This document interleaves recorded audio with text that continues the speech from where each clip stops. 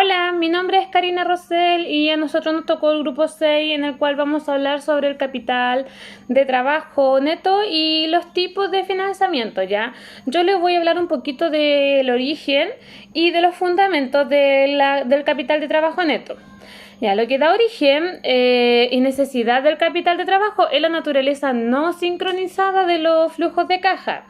Esta situación tiene lugar debido a que los flujos de cajas provenientes de los pasivos circulantes son más predecibles que aquellas que se encuentran relacionadas con las entradas de futuras cajas.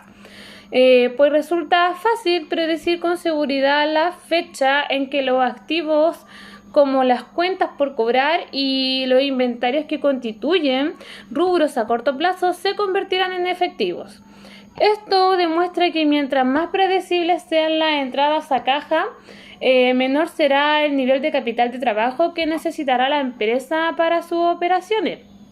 Eh, la incapacidad que posee la mayoría de las empresas para igualar las entradas y los desembolsos de la caja hace necesario tener fuentes de entradas de caja que permitan cubrir ampliamente los pasivos circulantes, ¿ya? Un estudio del capital de trabajo es la mayor importancia para el análisis interno y externo debido a su estrecha relación con las operaciones normales diarias de un negocio. Un capital de trabajo insuficiente o mala administración del mismo es una causa importante del fracaso de los negocios. Representa el importe del activo circulante que no ha sido suministrado por los acreedores a corto plazo. Desde el punto de vista práctico, está representado por el capital necesario para iniciar operaciones antes de recibir ingresos. Luego, entonces, este capital deberá ser suficiente para comprar materias primas, pagar sueldos y salarios, otorgar financiamiento a los clientes, cubrir gastos diarios, etc. Pero así como hay que invertir en ciertos rubros, también se puede obtener crédito a corto plazo proveniente de proveedores, acreedores, impuestos, entre otros, los cuales representa el pasivo circulante. Las empresas deben tener capital de trabajo neto para poder financiar sus deudas a corto plazo. Mientras más alto sea la empresa, tiene menos riesgo de caer en insolvencia técnica. Es decir, que si aumenta el capital de trabajo, disminuye el riesgo y por tanto disminuye la rentabilidad. ¿Ya? De acuerdo a la investigación acerca de los fundamentos del capital de trabajo neto y de acuerdo a su definición, podemos decir que para la administración del capital del trabajo tiene un papel muy importante, pues proporciona herramientas de gran importancia para evaluar los errores de dirección y adoptar medidas correctas y oportunas que nos posibiliten alcanzar los resultados deseados, o sea, logrando al finalizar cada periodo una mayor eficiencia. En resumen, es la diferencia entre activos circulantes y pasivos circulantes. Es decir, siempre que los activos circulantes superen a los pasivos circulantes, la empresa tendrá un capital de trabajo neto positivo. Por lo tanto, la existencia del capital de trabajo neto se vincula con la liquidez de la organización. Hola, buenas tardes. Mi nombre es Jennifer Molina. De acuerdo a lo conversado anteriormente por mi compañera, yo les voy a comentar sobre las componentes de trabajo neto. El capital de trabajo neto operativo es la suma de inventarios y cartera, menos las cuentas por pagar. Básicamente, la empresa gira en torno a estos elementos. La empresa compra a crédito los inventarios. Eso genera cuentas por pagar. El otro componente de capital del trabajo, el pasivo circulante, es una de las masas del pasivo total y comprende todas las obligaciones provenientes de las operaciones de la empresa. Los componentes de trabajo neto podemos encontrar el activo circulante, que en ellos se encuentran los disponibles, las existencias y los realizables. En pasivo circulante podemos encontrar cuentas y efectivos por pagar, pasivos estables y cobros anticipados. En general, los diferentes niveles de activos y pasivos circulantes influyen directamente en los niveles de capital del trabajo y en los diferentes grados de riesgo y rentabilidad. Bueno, a continuación lo dejo junto a mi compañera para que les pueda hablar sobre la estrategia de capital del trabajo. Muchas gracias. Hola profesor, mi nombre es Cindy Cortés y hoy voy a hablar sobre las estrategias de capital de trabajo neto. Vamos a partir con la estrategia conservadora.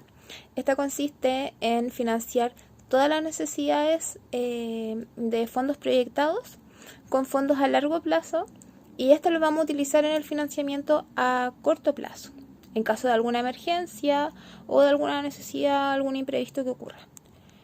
Luego tenemos la estrategia agresiva, que es aquella mediante la empresa financia sus necesidades empresariales y posiblemente algunas necesidades permanentes con fondos de corto plazo. Las estrategias básicas que se utilizan para financiar son tres. Son la estrategia agresiva, la estrategia conservadora y la estrategia mixta. También están los tipos de componentes, y esto como conocimiento base va a depender de las necesidades de financiamiento de la empresa. Por ejemplo, si son permanentes o son algún componente temporal.